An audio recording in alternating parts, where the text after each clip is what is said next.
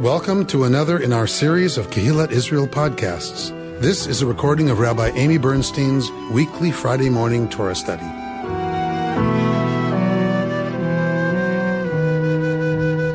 We are coming to the end of the book of Deuteronomy. We're coming to the end of Moshe's address to the people. And we are at this poem. So you remember we talked about biblical poetry. And what did we say was one characteristic of how biblical poetry is beautiful and clever? What's the idea? You're not trying to rhyme. What are you trying to do? You're trying to say the same thing twice. How can we find words to say the same idea in two different ways? That's the idea of biblical poetry.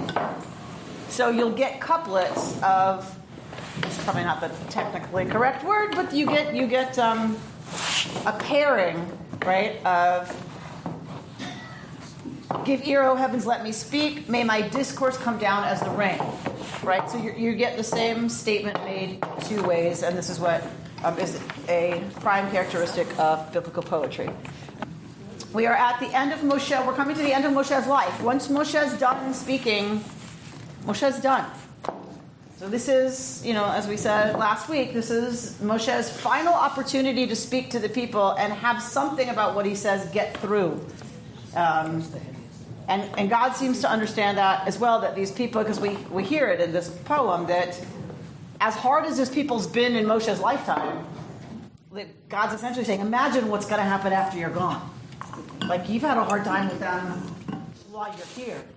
Imagine once you're gone, what's going to be with this people. And that's part of the shir, that's part of the song that we're going to see. And so let's look at 32:1. Give ear, O heavens, let me speak. Let the earth hear the words I utter. May my discourse come down as the rain, my speech distill as the dew. Like showers on young growth, like droplets on the grass. For the name of the Lord I proclaim, give glory to Yud-He-Vav-He. The rock, his deeds are perfect, yea, all his ways are just. A faithful God, never false, true and upright is he.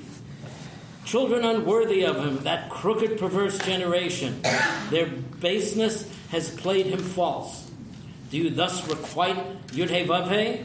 O dull and witless people, is not he the Father who created you, who fashioned you, and made you endure? Keep on going? Yeah. Remember the days of old. Consider the years of ages past. Ask your father. He will inform you. Your elders, they will tell you. When the Most High gave nations their homes and set the divisions of man, he fixed the boundaries of people in relation to Israel's numbers. For the Lord's portion is his people, Jacob his own allotment. Okay. Let's go back to verse 1.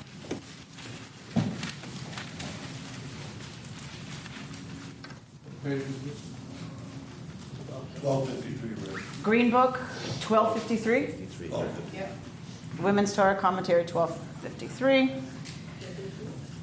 So our poem opens with Haazinu Hashamayim, so that heaven, right, should listen, and as I speak, V'tishma haaretz imri fi, and the earth should hear the words of my mouth. So this is a common thing that we see with heaven and earth being called essentially as witnesses. Heaven and earth are being called to witness this lesson and the discourse about God and about Israel and about their relationship. And we see this a lot of times when Israel's being censured, right? When Israel's being held to account or criticized, we often get this idea of heaven and earth coming to be witnesses. Essentially, so we're getting a prosecution. So here we have Moshe presumably saying goodbye. And we have a very long tradition of what we call tziduk hadin, which we're going to look at in terms of defending God, right? Theodicy. So this is a poem that's used to defend God But let's go first to these images that we see here, which our commentators do not ignore in terms of when we read Parshat Haazinu. So the commentators who look at the language here and look at the messaging here and look at how Deuteronomy chooses to express itself does not do that outside of the context of reading Haazinu at Sukkot, between Yom Kippur and Sukkot, or right between Rosh Hashanah and Yom Kippur. So if we read it with that mindset, then we're talking here about imagery. Once we talk about speaking and letting heaven and earth hear, Ya'aruf kamatar likri. So what is this Ya'aruf? This Ya'aruf like coming down. And what's matar? Dew. Right. So who has a different translation than dew? Mist? Mist? Mist? You have mist? Okay. No, I don't think I said it. Because then we get Tizal katal imrati. May my speech distill as dew. Right? We say tal umatar. Dew and what's the other word? So A synonym for dew? Yeah. Mist. moisture. That's why I can't read Lovely. mist. Well, this says, may it come Mist. down as rain. The idea is you get it from both ends. What we're actually getting here is imagery of moisture that has the potential to sink in to dry ground. So all summer, right? If you think of Israel in the summer. Right? Got the image? Right. Israel in the summer, and so it's been hot, it's been dry, the ground is cracked and crusty, right? Kind of like us. Right? We're dry and cracked and crusty and hard. And we've come through Elul. We've come through this whole month of tshuva, of this idea of repentance, of saying Psalm 27, Achat sha'alti me'etad, only one thing do I ask, and that's to sit in the house of God, right? We say this every day trying to convince ourselves that this is what we want, to sit in the house of God, right? Always.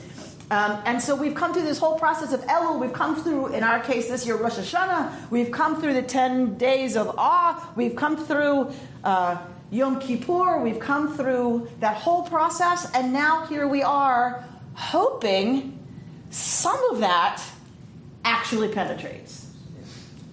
Hard rain does not penetrate cracked, dry ground. What happens with hard rain? It runs off. And what does it do when it runs off? Floods. It floods. So it kills animals and people. It destroys. It wipes out stuff in front of it. And flash flooding in Israel is a very, very serious business. You hear about rain when you're in certain parts of Israel driving, you get off the road because you will be swept away. So it destroys everything in its path, and it takes with it topsoil.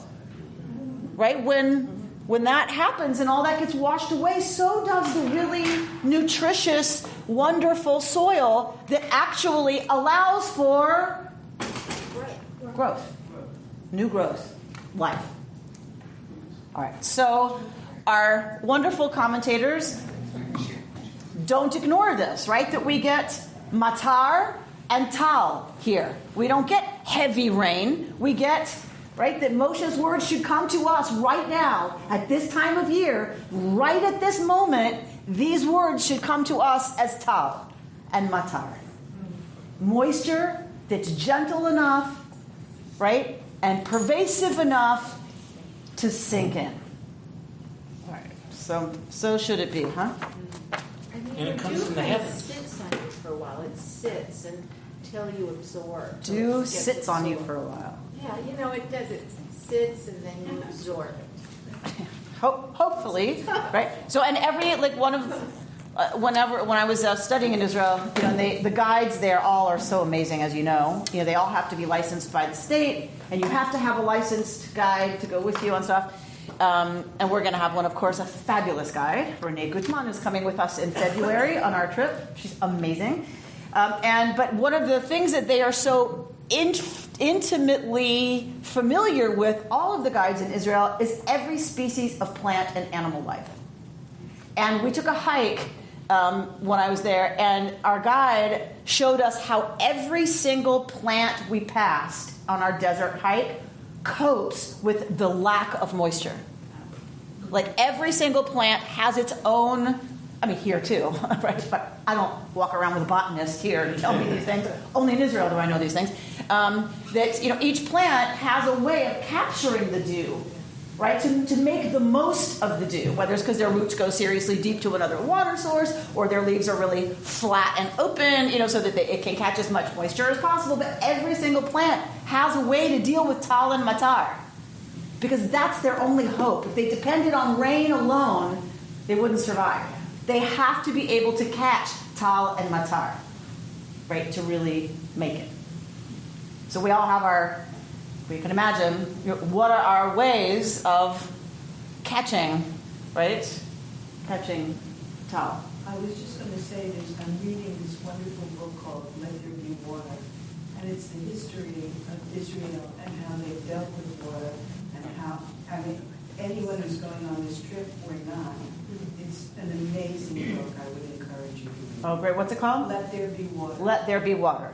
Okay, tal and matar, these kinds of water that can permeate the dry, cracked, hard ground, because even all the work we've done Elul, all the work we've done Aseret Yemei Teshuvah, the 10 days of repentance, all of that work we did on Yom Kippur, we're not done, right?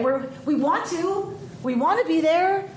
We want cracks, where stuff can get in. We want it, and yet we're not there exactly yet.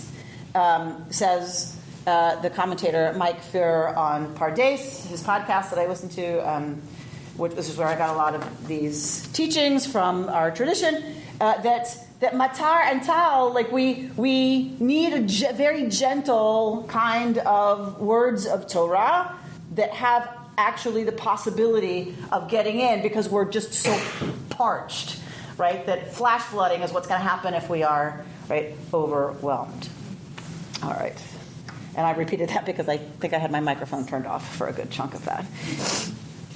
All right, let's go to the next words, because here we're going to get more of this imagery, right? And as Mary just pointed out, like rain in Israel, moisture in Israel is a key issue, right? There's no life without water, and things have to fall the right way and in the right time. The rain has to fall in the right season. We don't just pray for rain in Israel at Sukkot, which we're going to do. We're going to pray for rain in Israel on Sukkot. But we don't just pray for rain. We pray for rain in its season. Because out of season, what happens is what we just talked about, right? Flash flooding, it carries all the topsoil with it, it carries all the nutrition with it, and it destroys everything in its path. So what are we going to have these words compared to? These words of Moshe, these words of Torah, K'si'irim ale deshe, b'chirvivim ale esev. Like se'irim. What's se'irim? What is your translation for se'irim? Like showers. Ale deshe on grass, or kirvivim ale esev, right? And what do you have for rivivim? Droplets. Okay, on the grass. Okay, so se'irim. What are these se'irim? Showers. Can I ask a question? Of course. Why showers on young girl and droplets on grass? There's a clear distinction. Yes. So do you think young girl needs something more stronger? So that is a very good question, and Rashi asks the same question. What is this? Se'irim on this young grass. What does that mean? And so he, as our commentators are often want to do, Rashi makes a play on words, and he takes that sin, because we have se'irim, right? We have se'irim, yes, and so sin, and is that a sin? Yeah. Okay. I get confused. And compares it to se'irim with samech, which we get translated as showers, and this actually is, interestingly, storm winds. So Rashi, instead of Seirim, says Seirim. I mean, I'm not going to write, you can't write it differently in transliteration because it's the same. Seirim, don't read, Rashi says Seirim, read rather Seirim with a samech, which is storm winds, on young grass. Because some kinds of young plants have to have wind in order to buffer them around so that they then develop the strength to stand. That some species, if you put it in a greenhouse, they grow and droop over and die because they haven't had any push against them to develop the ability to stay strong. It's a call for suffering in childhood. A call for suffering in childhood. Not exactly where I was going, but right. But definitely, right, our commentators say that it's because we need challenges. We have to be pushed.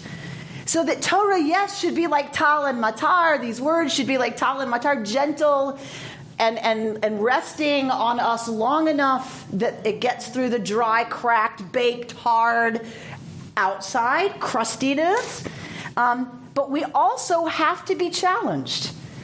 That words of Torah, real learning, real growth only comes when we're pushed and challenged, right? And so this is right relating to my Yom Kippur sermon, right? There's some growth that doesn't happen unless and until there's a real push that one has to stand against. I remember something from my grandmother. She was, she loved flowers and she loved planting flowers. And she said, when you plant a new flower, a new kind, you need lots of water, which she described as water for the soul. She said, give a lot of water first and then let it rest for a while. Don't give much water. So, I don't know, maybe it's an ancient teaching. Right, that similar. When it's just trying to take everything in, you give and then you let it. You let it. So right, dry. It's the neighborhood, right? Turkey's definitely the neighborhood. Sheldon? I was thinking of a huge difference between rain and dew. Rain comes down. Dew doesn't come down. It just comes out of the atmosphere when the temperature gets right. So it's two different sources of water. Two different delivery mechanisms, right? And so plants have a way to deal with both of those, right? So it's two ways to deliver that water because we need different mechanisms for different learners. And dew is every day. Dew is when the conditions are right? Then you're right. We get dew, and then we get, if we're going to read this as showers, right? It's a different kind, like you said, of delivery of water, and that we need different ways for that moisture for these divarim to be given to us, because different species need different, right, ways to have it most efficacious for them to allow that or to capture, right, that moisture. Yes. This interesting, taking the metaphor a little bit farther to the idea of God being both transcendent and immanent, that in one sense God is kind of up in heaven and very, very far away, and in another sense God is everywhere, like the dew. God falls on everything, coming up and down and all around, and in another sense, it's like rain coming from the sky. Rain feeds the roots, and dew feeds the leaves. See, there we go. Taking it from both sides. And Rashi says, importing to things that we read at the season, Torah Chaim Leolam, that Torah is Chaim, Torah is life. And Rashi says, but what the imagery that we're getting here is not actual life, right? Matar, Tal, Seirim, Rivivim. This is not life. What's life is the Desha, is the Esev, is the grass, right? And the sprouts. I mean, you could call these shoots Ale Desha, right? The new shoots. Like, that's the life. We're the life. What this is the potential for life, right? This is what feeds life. right? So Torah, in this sense, the words of Torah, it's not literally life, but it's what gives support to that which is alive. All right. Kishem Adonai Ekra, for the name Yud He Vav He, right? Well, I proclaim, Havu Godel Leloheinu. Give glory. Acknowledge how Godel is Eloheinu. Right? What's Gadol? Big. Big. You said something else. I said large. Large. Huge, right? Huge. How huge is Yud He Vav He, right? So give it up. Give up the bigness for God. What strikes me, since I understand the Hebrew is so much more personal and not as lofty, and the English is not the way we speak, whereas the Hebrew is a little more familiar sounding. That's my take on this. And it's very hard, I guess, to capture that in English. But nobody speaks poetry speaks like this, but the Hebrew is a little more personal from my point of view. Well, I think what you're pointing to, Rita, and I don't know, you'll tell me if I'm right or wrong, but because we do this kind of Hebrew a lot. Those of us who come here, right? We pray this Hebrew a lot. We've seen this Hebrew. Havu Godel Leloheinu. That's right. That sounds like it could be right off the page of the prayer book. Yeah, maybe that's... Michamocha, Ba'ilim Adonai. Right? We are so used to these words being words that we personally pray, or pray as a community and say. Right? We do say these words. So it's not everyday spoken Hebrew, it's prayer Hebrew. Correct. This is prayer Hebrew. This is very elegant Hebrew. And Hebrew doesn't have nearly as many words. Biblical Hebrew doesn't have nearly as many words as English does.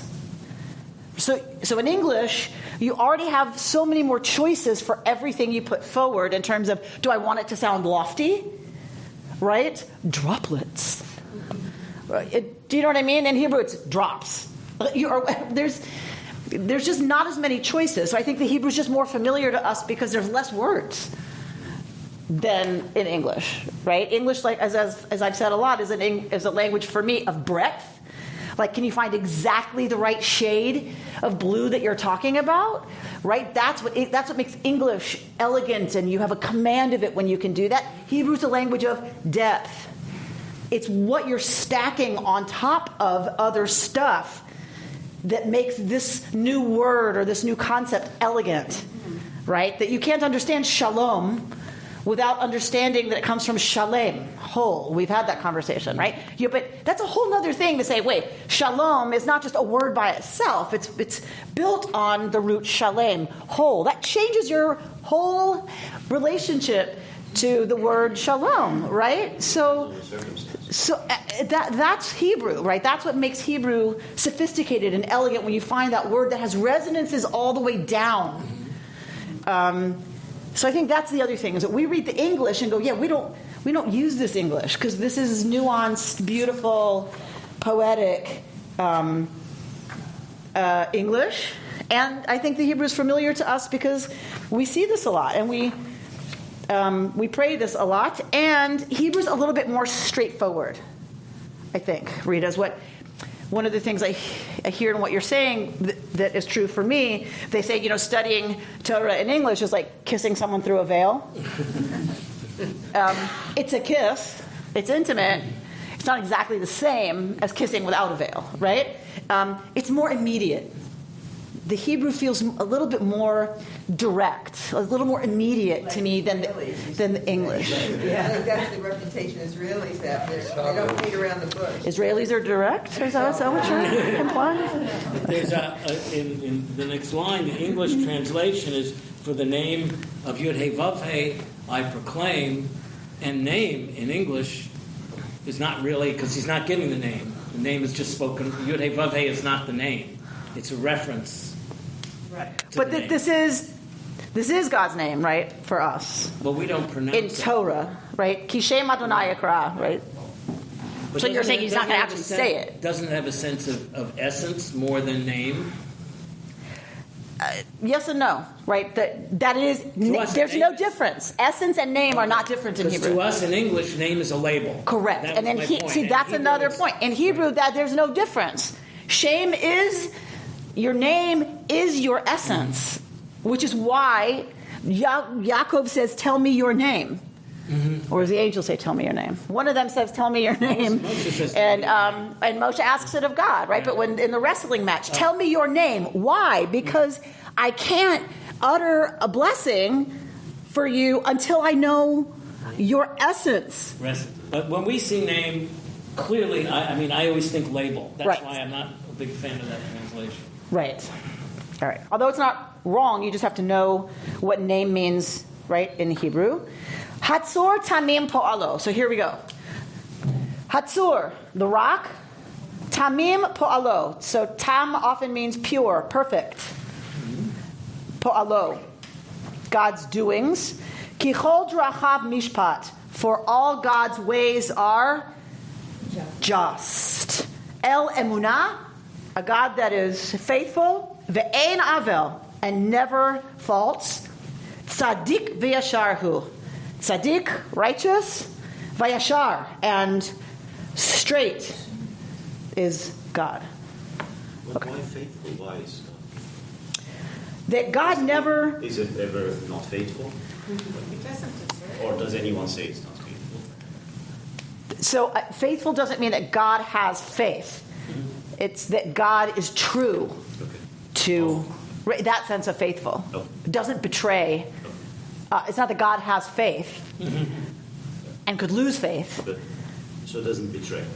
Correct. He's faithful to the So people. do the Israelites think he, or at least sometimes, not faithful? So now what you're asking, now I think I hear your question, which is why would they write God is El Emunah? There must be sometimes somebody among the Israelites who might say, in my experience, And they said, God is not so emunah, thank you very much. And what might those times be, Mehmet? Such as, when might someone say, God isn't faithful? well, when they were wandering in the desert and they didn't have any food, or, But God provided them for food. That's a terrible example. God was most emunah then.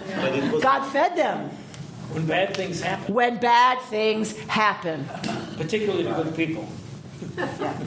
When bad things happen to good people. When somebody who doesn't seem to deserve it has something horrible happen, it can seem that God is not El Emunah, and is not Tzaddik, and is not Yashar, and is Avel, thank you very much. These words are absolutely written by people who think God is not El Emunah. And that's why we have them. Right? This is theodicy. This is the defense of God. Because what's going to happen to these people? What is this poem going to tell us is going to happen? Bad stuff. Thank you for that technical response, Bert. Bad stuff is going to happen. So if bad stuff is going to happen and God is El Emunah, then why did the bad stuff happen? Why? We know the answer. If God is El Emunah and bad stuff happens, what's the only answer? What's the only possibility? We're responsible of our own. We deserved it. We're responsible. Right? That is the classic theodicy. The classic defense of God is tziduk, God is just and righteous. This people is read traditionally at a funeral. This is the liturgy traditionally at a funeral. I don't read this at funerals.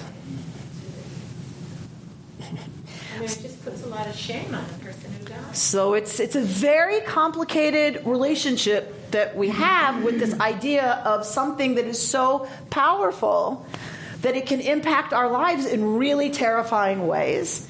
How do we have a relationship with that when some of the things that happen are really horrible things? Children get cancer. Children get cancer. How do we make sense of that? So when someone dies, people, I don't know, reconstructionists, they say Baruch Dayan Emes, which is blessed the judge of truth. I mean, that's sort of the same idea. Yes. Baruch Dayan Ha'emet. That's what we say when we tear the Kriya ribbon at the graveside. Baruch Dayan Ha'emet. Blessed is the true judge. Right? So some of the hardest words in our tradition to say, and I really resisted saying it, and I put in an alternative, because there's an alternative. V'chayei olam nata b'tochenu, like the roots of everlasting life you have planted within us, which is what I used to say. And then my father died, tragically, like 17 years ago. He was diagnosed with a tumor on his spine and was dead 6 months later.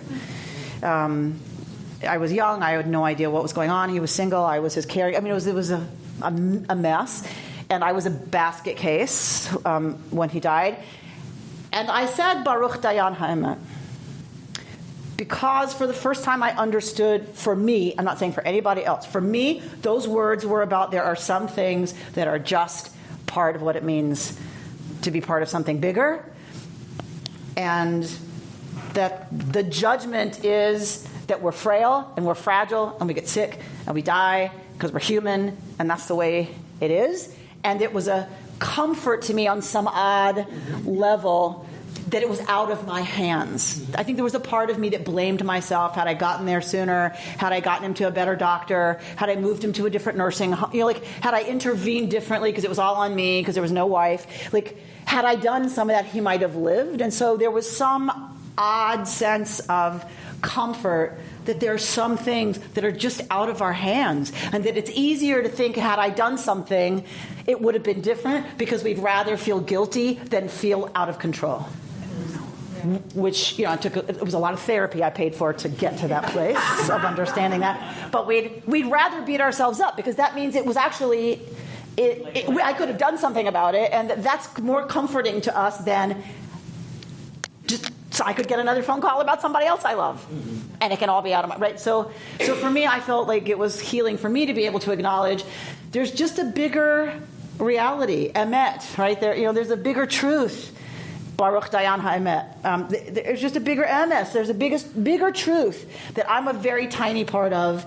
And that's what I say to people when we go to tear the Kriya ribbon, is that we acknowledge that there's just a larger, and if we had our way, nobody would die. And if we had our way, nothing terrible would happen. That's not what we've signed up for.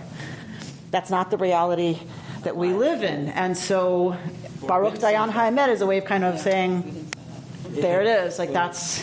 It's what we've been signed up for. But that is very... Right. Not that we signed up for. Right. Yeah, what we got signed up for. Right. And that is a very reconstruction, right? I have reconstructed that really a lot to get there. But a lot of people, if they just hear those words, of course go, wait, what? You want me to say what? Right now? And that's for me what happens when this liturgy is said at the graveside.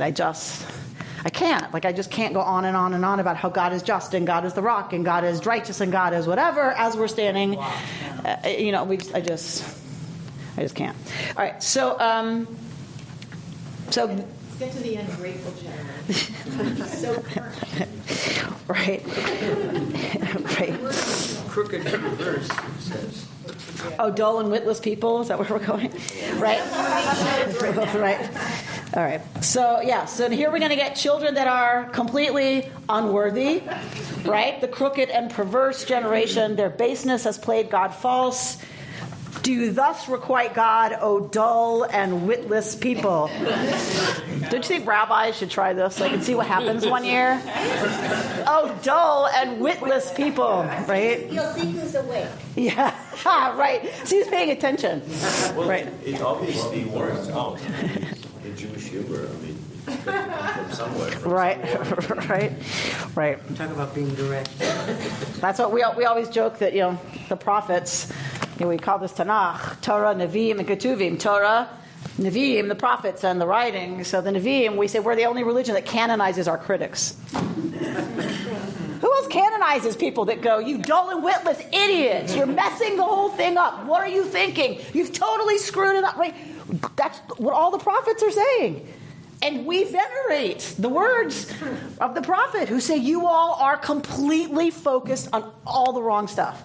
You have taken Torah and completely twisted it around to be your own right? Craziness, right? And brings us back to what they believe we should be focused on, as did Isaiah at Yom Kippur. Is this the fast I want? Right? The prophet Isaiah says, I don't give a crap about your fasting. Right? That's what God is saying. I don't care about your fasting. What I care about is, are you, loosening the fetters? The fetters? Of the captive, right? Are you feeding the hungry? Are you clothing the naked? Are you taking care of the widow and the orphan, the people who are vulnerable in your society? That's what I don't care about your fast. I care about what you're doing, right? So, and that's what we read as we're fasting. It's like Jews. It's so Jewish. Right. Who wrote this portion? Is it same people that wrote this portion as the previous part of Deuteronomy? Yeah, this is all attributed to D, to the Deuteronomist. Because it's in a different tone. Isaiah. So I'm not sure. I didn't actually look this time at how old this is. I'm not sure. I'm not sure if this is older, as a piece that was put in here that had already existed for a long time. I'm not sure. What chapter are we in? 31? 32. What? 32. 7. I'm just going to see if they mention it in the poem Haazinu. It's a psalm. It's a biblical psalm. I'm just looking to see if they tell me when. Based on Near Eastern treaties and biblical covenants, scholars have proposed that the poem belongs to a genre that they called the covenant lawsuit. This genre is supposedly based on the literary form that a suzerain would use in appealing to the gods to condemn a vassal for violating the terms of a treaty they had witnessed. We've seen this before, right? The conquering king has all rights to the other king's loyalty, right? And that if they break that, then there's a covenant lawsuit. This poem is in that vein, that Israel has broken their suzerain treaty. Right? Is that not clear? So the conquering king, right? You have to swear loyalty to the conquering king. So that's Israel's arrangement with God, right? That's how we see the relationship with God and Israel. I took you out of Egypt, right? That's clear ancient Near Eastern language for here's why I have a right to call you into covenantal relationship with me exclusively. Because I did this, and this for you. So this is saying you then broke that deal. And so now we're bringing a lawsuit. And that's why we need witnesses. Yes? This is testimony, essentially. This is testimony against Israel. So this is the beginning of contract law. Yes. Contract law predates this, right? This is based on already established contract law in the ancient Near East. It actually predates early Israel.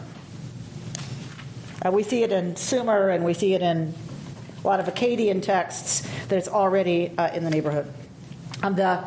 Think of the steel.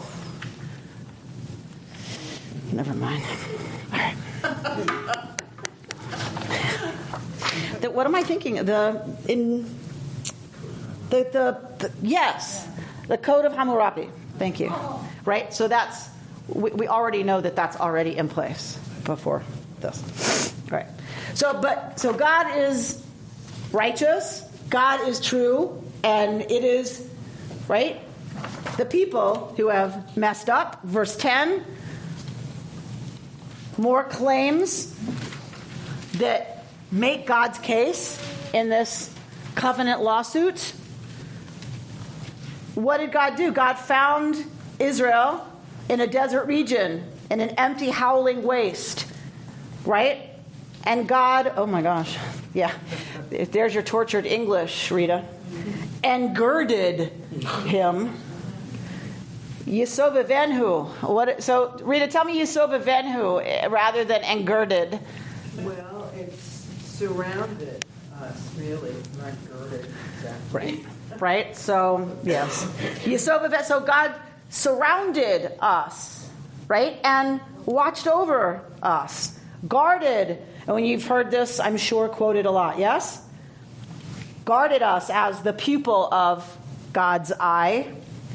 Like an eagle who rouses its nestlings, gliding down to its young, so did God spread God's wings to take, and of course it's Yeshua and it's Yisrael here, when it says him, bear him along on God's pinions. God alone did guide him, and no alien God at his side. All right, beautiful imagery here. Yeah? So what is this pupil of the eye stuff?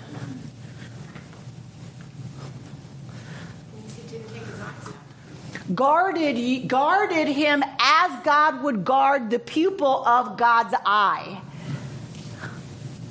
The center. Right, but what is the image of this guarding? I come at you fast. What do? You cover your eyes. You close your eyes. It's instinctive. We don't think about it. We don't move to do it. Somebody comes at you, you close your eyes. It's an instinct, and it happens like that, right? Because the eye is so tender and so easily damaged that we have this instinct to close it. So that's how precious we are to the divine, that the divine would have an instinct, right, immediately to protect the people, right, to protect us. We are that much a sensitive, important, critical part of the divine. Vulnerable. Right. And interesting, vulnerable because of what we do. Right. And vulnerable to what happens to us, obviously, but vulnerable to temptation and going astray, going off the path. And so what do we get about this nesher? Yeah. How does an eagle train its young to fly? Do you know this? How did they fledge?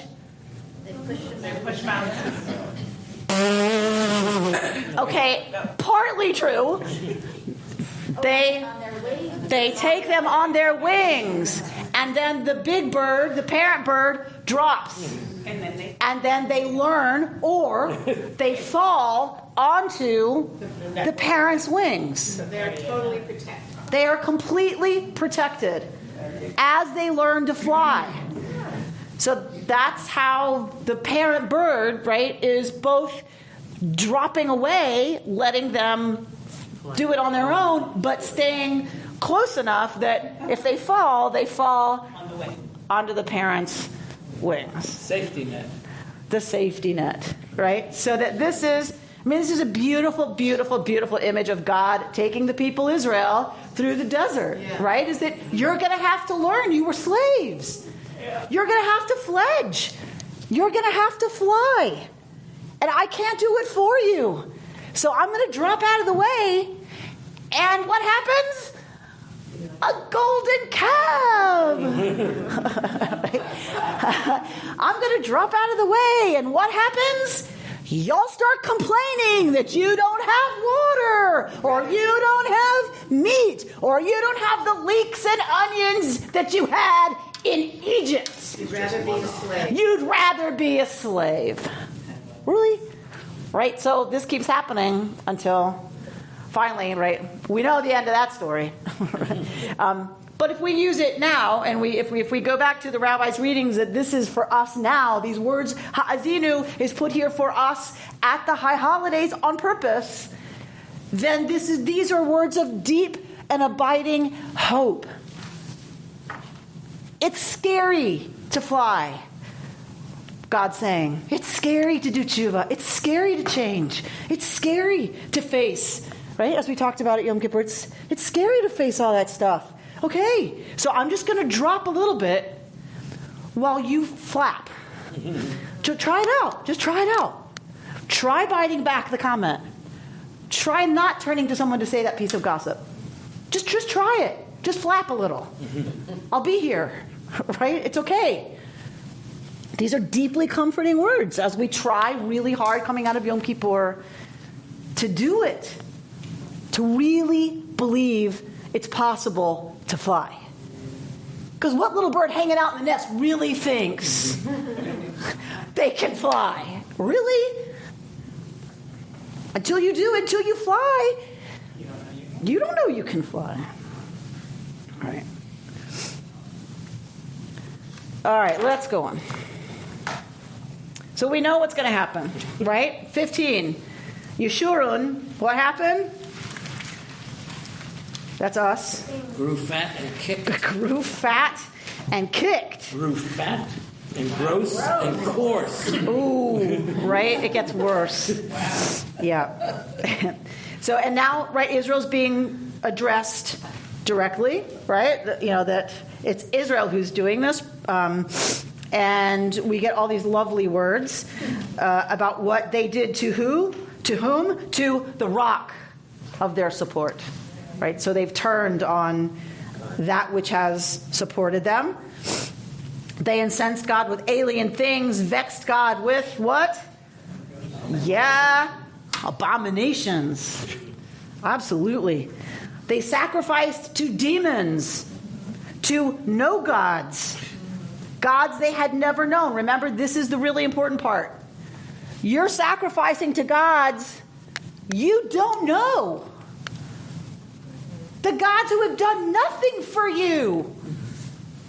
I did everything for you. Took you out of Egypt. Carried you on my wings. Protected you like the people of my eye. I did everything. You're sacrificing to them? It's deep betrayal. Deep, deep betrayal. Sounds like my mother. Sounds like your mother. So that is not an accident. It's so human. I did it. The poet is very much evoking God's absolutely justified rage, which is always a cover for pain. But if you put yourself in their place and things turn bad for inexplicable reasons, you have a couple choices. One choice is to say, I don't know enough. I accept that God is, if not in control, I don't know enough to be able to appreciate it. Or you say, God is omnipotent. This happened. Obviously, God has lost favor with me or whatever. Well, I've lost favor with God. I've lost favor with God. Let me go shop around for a God who will allow me to control my life better. Yeah, and so God has a problem with that. You don't get to shop around, Israelite. No, but it's part of the human condition. But you don't get to, is what the poet's saying. But what you've got to accept is that as bad as things happen, that either there is a reason or being human will never see the reason. Well, right. So, but the poet is very clear. Like, we're getting a very clear statement here. Here we go. You neglected 18, the tzur, the rock that begot you. You forgot the God who brought you forth. God saw and was angry and spurned God's banav uvnotav, sons and daughters, and said what? Astira fanai mehem. What does that mean? Astira fanai mehem. I will hide my face from them. This is the classic response when questions of something terrible happens. What am I supposed to do with that? The rabbis turn to this and say it is a case of hester panim, a hiding of the face. What does that mean? What does it mean? What does it mean? It means it can come back. It can get unhidden, among other things. If I am face to face with God, What do we say in the priestly benediction? May God lift up God's face towards you. Because that is a sign of favor. If God hides God's face, all kinds of terrible things turning his back are going to happen. God's turning God's back. Exactly right. So whenever people want to talk about the Holocaust and you want to talk to somebody who has an omnipotent and omniscient and what's when God's all good? Omnipotent, omniscient, and all good. I can't think of the word. And perfect. Then the classic answer. This is the answer I was given at the Hebrew Academy in Yeshiva. Hester Panim. God has turned God's face. Also, in Hester, there's the word secret. So there's a secret Interesting. plan to all of this. Okay, now you're getting a little esoteric on us, Rita. Right? So you're suggesting seter, secret, right? That it's we don't know what's happening with that. But generally, Hester Panim, yes, there's a mystery to it on some level. But it's often this kind of theodicy, which is we have deserved it. We have caused the Hester Panim, the hiding of God's face. But some folks are ready to go to that next level and say, I must not understand. There's a mystery here of Hester Panim that I don't comprehend, because they still want to be into relationship with an omnipotent, omniscient, and all-good God.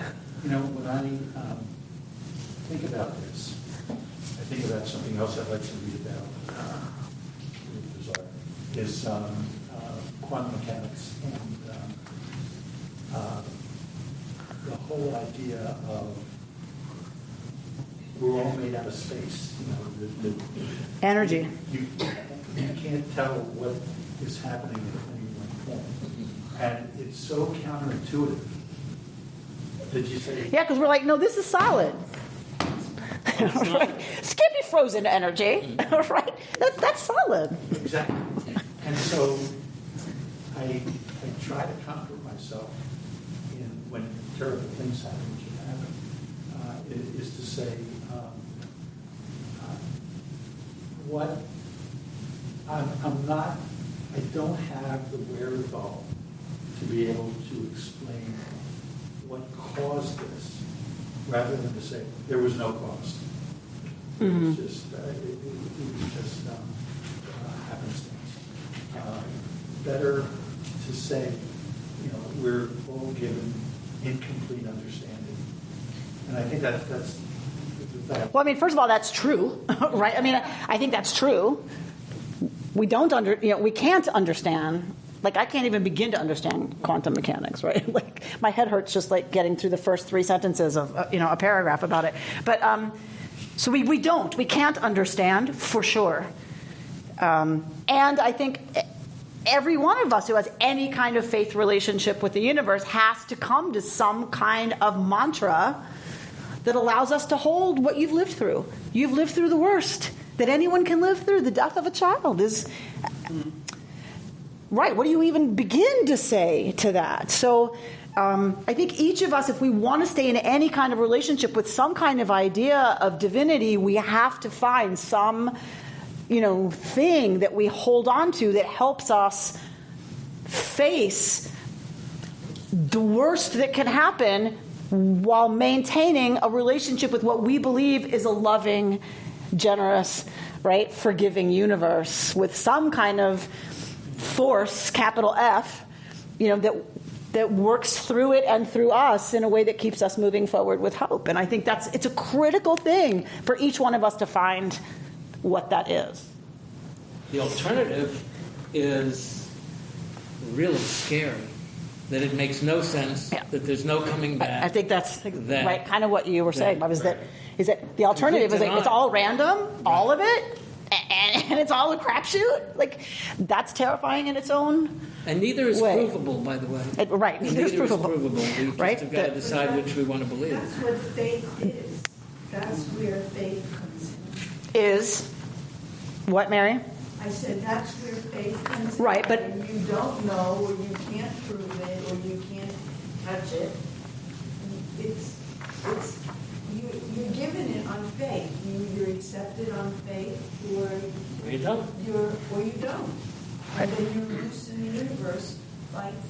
people without faith. So all I will say too, because sometimes I have a problem with this word faith, right? I really have a problem with it sometimes. Sometimes I don't. It's just like Moses. Sometimes I'm fed up with Moses, and sometimes, I feel bad for him. This year I feel bad for him. But the word faith sometimes, because what I feel like is it means we have to jump over any kind of evidence to get, right? If we use the language of faith, then I'm saying by definition I have to leap over evidence, skip evidence, and go right to something called faith. That means I believe in the absence of evidence to the contrary. And sometimes, not always, sometimes for me, it's like, but that's not why I'm a person of faith. I'm a person of faith because I have plenty of evidence that no matter how crappy it gets, how awful it is, other people show up.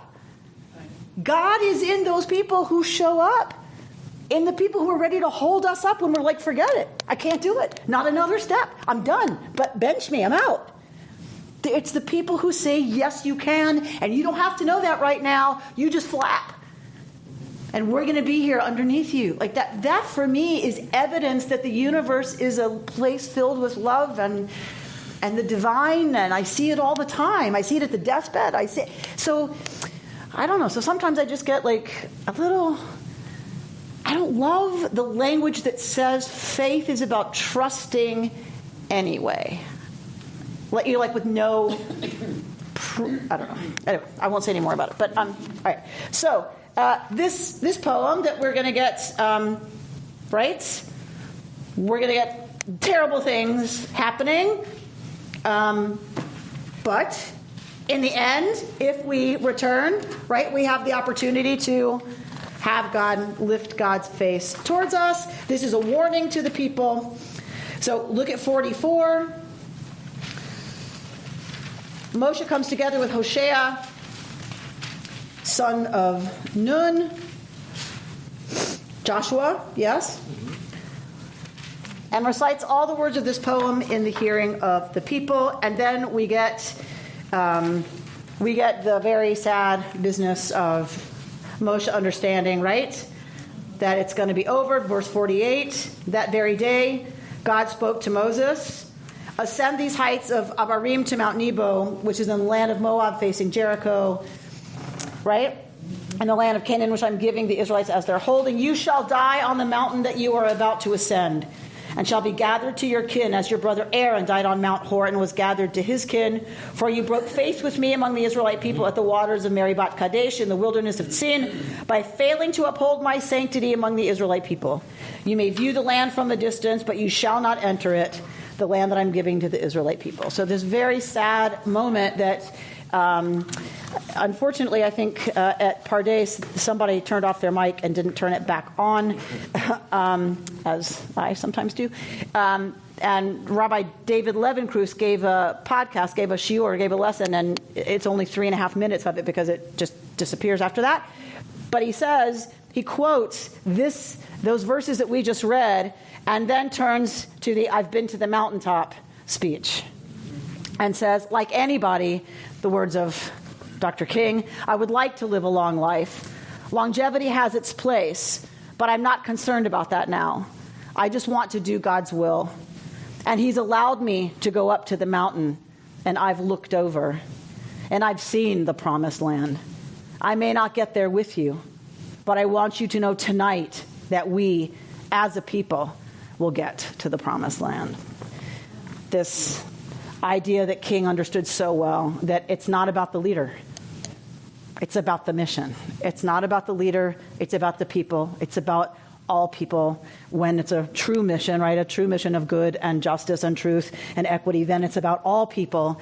And King is exactly quoting Deuteronomy when he says, I've been to the top of the mountain and I've looked over. We take that for granted as the words of King. King is quoting Moshe. King knows that just like Moshe, it's not about him. That's why we don't know where Moshe is buried. We don't have Moshe anywhere in the Haggadah. The whole story of the Exodus, Moshe's not in the Haggadah. Why? Because it's not about the leader. It's about we as a people will get there. I may not go with you. I may not be able to be there with you, which is for all true leadership, not only an awareness, but a willingness to sacrifice whatever it will take, including their own particular existence for the existence and betterment of this people and humanity. You've been listening to Rabbi Amy Bernstein's Friday morning Torah study from Kehillat Israel in Pacific Palisades, California. For more information, go to our website, www.ourki.org.